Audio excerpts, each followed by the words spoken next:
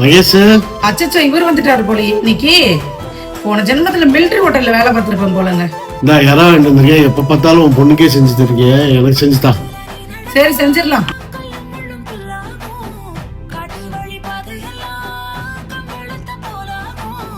கைபிடிச்சு கூட வேணியும் வந்தா கண்டம் விட்டு கண்டமும் கடந்து வானத்தில் எட்டு வைப்பேன். அந்த நிலவ கிள்ளிவோ நெத்திக்கு பொட்டு வைப்பேன். பக்கத்தோட இருப்பேன்.